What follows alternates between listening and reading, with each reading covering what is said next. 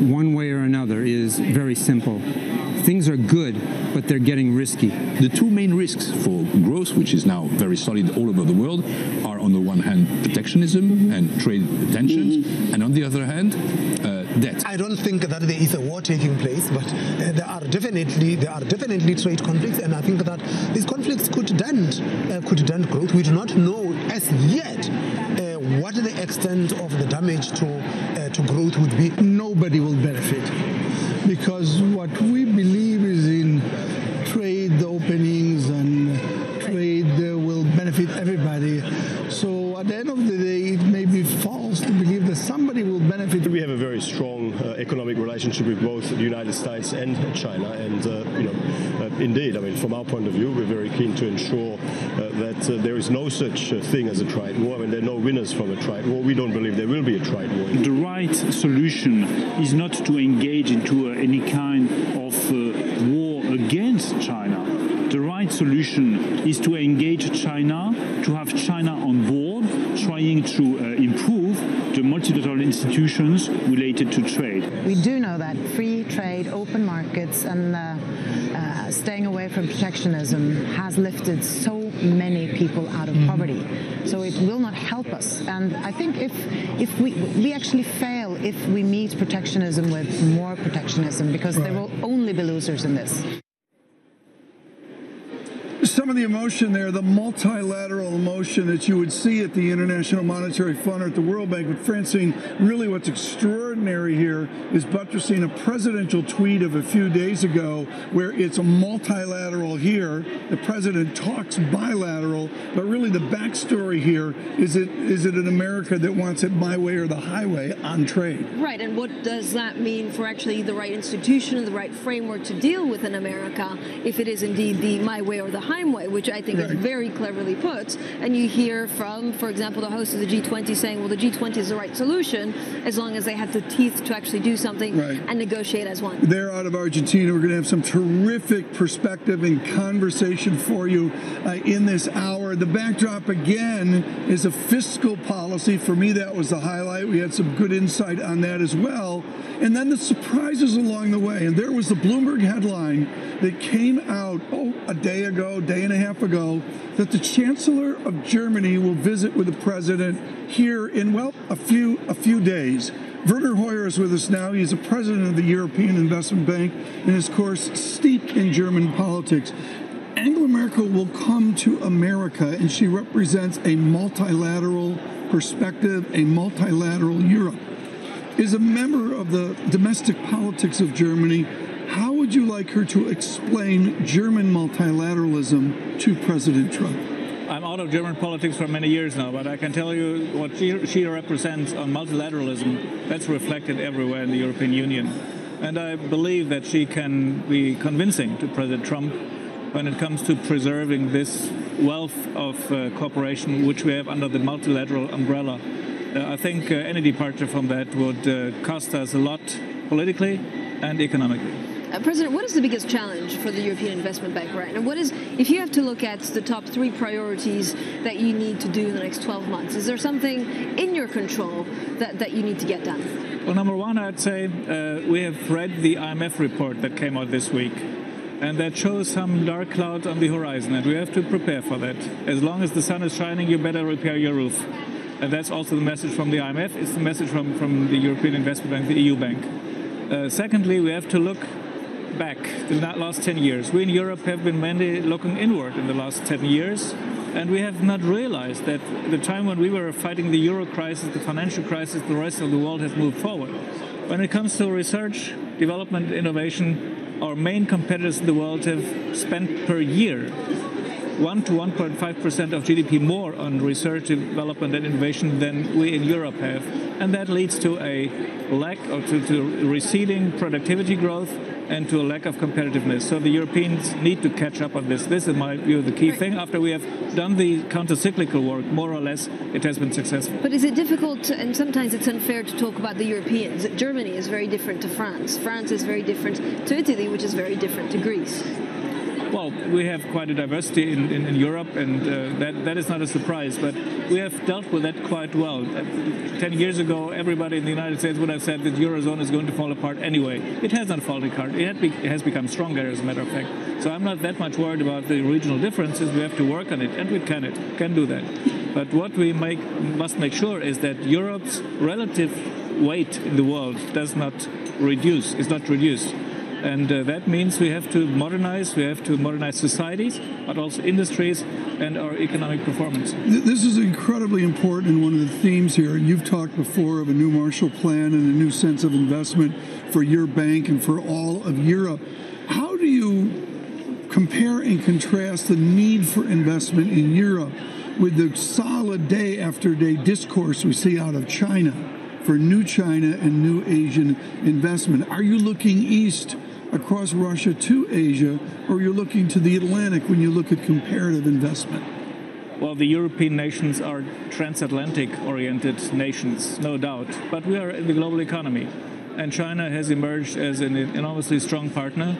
We need not be naive when it comes to the strategic orientation of China, but of course we need to cooperate with China. We do it on the One Belt, One Road initiative and other things, but on the other hand, the key relationship that must be preserved if we want to keep the West intact, the community of rule of law-based, enlightened democracy, then we must strengthen the relationship between the United States and Europe again. And this is why I'm optimistic that the Chancellor will deliver that message to President Trump. This is critical then. Can you do that with the present administration in the United States, where many say they have tinges of mercantilism? If you need to reaffirm the Western bloc, can you do that with the present administration? At least we have to try, because the departure from multilateralism, as I said, would cost us dearly. And it's not in the interest of the European nations, and I believe it's not in the interest of the American consumer, producer, individual citizen. But has the Trump administration changed the way that we do diplomacy? And so has it changed the way that Europe should speak as a whole? Well, the European Union has never been closer together than after the decisions of the American presidency, and even more important than the decision of Brexit. So that has brought the rest of the 27 of the European Union, closer together than ever. That is helpful. But we must not give up on our dialogue with the United States of America. This is our key relationship, and I think we should try to do everything in order to convince the new administration. However, the election of the new American president is now already 15, 16 months ago, and still many offices in the State Department and elsewhere are still unfilled. So we are still waiting for a fully acting American administration here. President, I believe you're about to issue a new green bond, right, for investors or something like that. Is there appetite? Is there real demand? That's a misunderstanding. We were the avant-garde, the first issuers of green bonds, and worldwide we are today the by far largest issuer of green bonds, and that flies extremely well. That's a huge success story. We must now go one step further. The Sustainable Development Goals of the United Nations, to which we all subscribed happily 3 years ago, that must be brought to life now, and that means crowding in the private sector in order to reach these objectives, and that means we need to have new papers on the markets. We have launched the issuance of sustainability papers, some sustainability bonds today, and I believe the market is there. We're going to test it now. We are going to try to come to an international consensus on the criteria and principles of sustainability bonds, and I'm quite optimistic.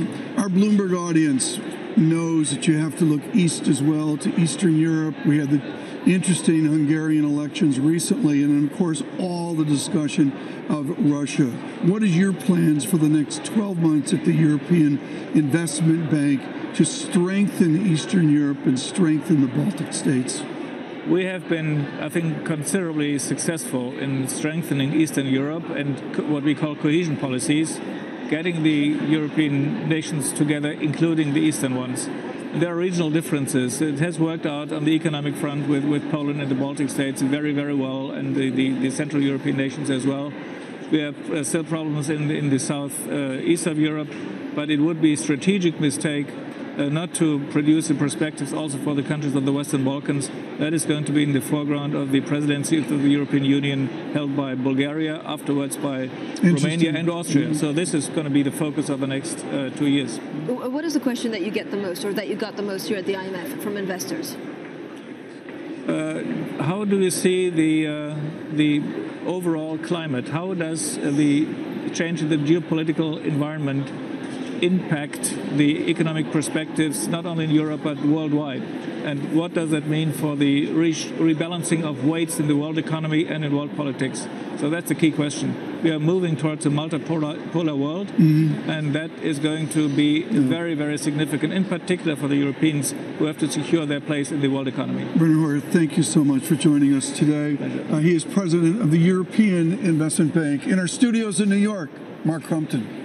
Tom, Francine, thank you. Some frightening moments at another Florida school today when a gunman opened fire, wounding one student before being taken into custody on a day planned for a national classroom walkout to protest gun violence. The shooting happened this morning at Forest High School, which was put on lockdown. The wounded student, a 17-year-old boy, was taken to a local hospital for a non-threatening injury, life-threatening injury to his ankle. Meantime, in Parkland, Florida, scene of the February high school massacre, students led that nationwide walkout on this, the 19th anniversary of the Columbine High School shooting, which left 13 people dead in Littleton, Colorado.